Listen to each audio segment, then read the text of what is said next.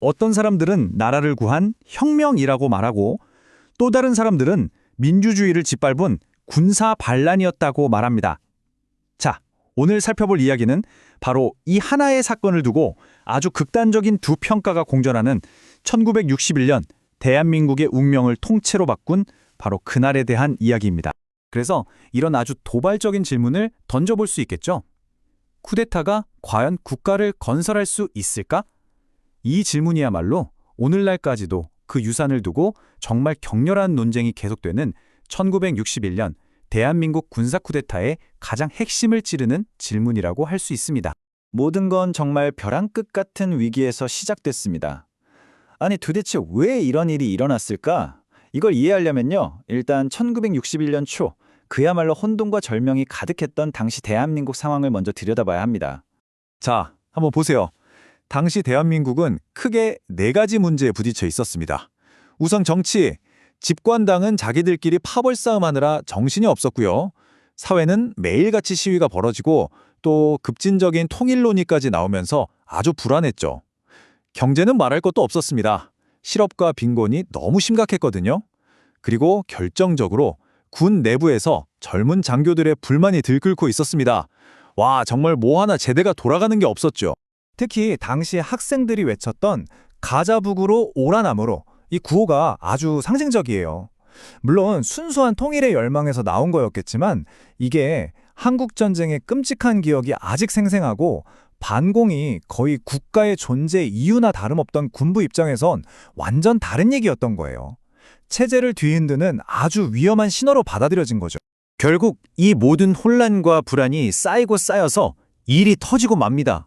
어느 날 새벽, 한 무리의 군인들이 직접 행동에 나서기로 결심한 거죠. 바로 쿠데타의 새벽이 밝아오고 있었습니다. 1961년 5월 16일 새벽 3시 박정희 소장이 이끄는 약 3,500명의 군인이 한강을 건너 서울로 들어옵니다.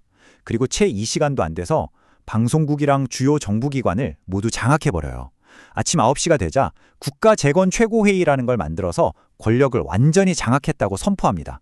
정말 전광석화처럼 순식간에 벌어진 일이었어요. 그리고 라디오를 통해 국민들에게 발표한 그들의 첫 번째 메시지, 바로 반공을 국시의 제1해로 삼는다는 것이었습니다. 이게 바로 쿠데타 세력이 내건 제1의 명분이었습니다. 혼란에 빠진 나라를 공산주의로부터 지키기 위해 일어섰다는 일종의 자기 정당화였던 셈이죠. 결과는 너무나 명확했습니다. 민주적인 선거로 뽑혔던 장면 내각은 총칼 앞에서 아무 힘도 쓰지 못하고 그대로 무너졌습니다. 그렇게 대한민국의 짧았던 민주주의 실험은 막을 내리고 18년이라는 긴 군사 통치가 시작된 겁니다. 자, 근데 여기서부터가 진짜 복잡한 이야기의 시작입니다. 이 사건을 두고 역사는 딱 한 가지로만 평가하지 않거든요. 마치 빛과 그림자처럼 서로 완전히 다른 두 개의 얼굴을 가지고 있습니다. 한쪽에선 이렇게 얘기해요. 이 쿠데타가 있었기에 지긋지긋한 가난을 끊고 대한민국이 현대화될 수 있었다. 이건 필요악이었다. 라고요. 하지만 다른 쪽에선 정반대의 목소리가 나옵니다. 무슨 소리냐? 어떤 이유로도 정당화될 수 없는 갓 태어난 민주주의를 군합발로 짓밟은 폭력일 뿐이다. 라고 말이죠. 쿠데타를 긍정적으로 보는 쪽에서 가장 강력하게 내세우는 근거는 바로 이 숫자 300배입니다. 이게 뭐냐면 1961년부터 지금까지 대한민국의 1인당 국민소득, 즉 GDP가 성장한 배수예요. 군사정부가 강력하게 밀어붙인 경제개발 5개년 계획이 바로 이 기적적인 한강의 기적을 만들어낸 설계도였다고 주장하는 거죠. 하지만 여기에는 아주 무거운 질문이 따라붙습니다. 그 눈부신 성장은 과연 무엇을 대가로 한 것이었을까요? 그 이면에는 수많은 사람들의 희생과 억압이 있었습니다.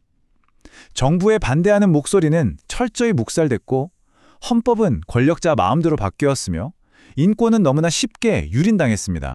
이걸 대차대조표처럼 한번 따져보죠. 정치적으로는 강력한 안보라는 성과가 있었지만 그 뒤에는 헌정질서 파괴와 장기 독재라는 과오가 있습니다.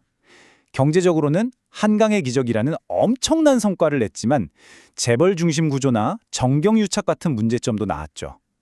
사회적으로도 농촌 근대화 같은 성과가 있었지만 심각한 인권 유린이라는 어두운 그림자가 짙게 드리워져 있습니다. 그러니까 이처럼 빛과 그림자가 너무나도 뚜렷한 겁니다. 그래서 60년이 훌쩍 지난 지금도 이 사건이 남긴 유산이 하나로 합쳐지질 못하고 여전히 우리 사회를 나누고 있는 거죠.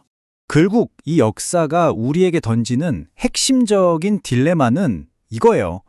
쿠데타가 이 나라를 끔찍한 가난에서 탈출시켜준 건 분명한 사실이지만 우리가 그 대가로 치러야 했던 건 바로 민주주의 그 자체였다는 거죠. 이 질문은 비단 대한민국의 과거 이야기만은 아닐 겁니다. 발전이냐, 민주주의냐. 과연 한 국가는 반드시 이 둘 중 하나를 선택해야만 하는 걸까요? 이 질문에 대한 여러분의 생각은 어떠신가요?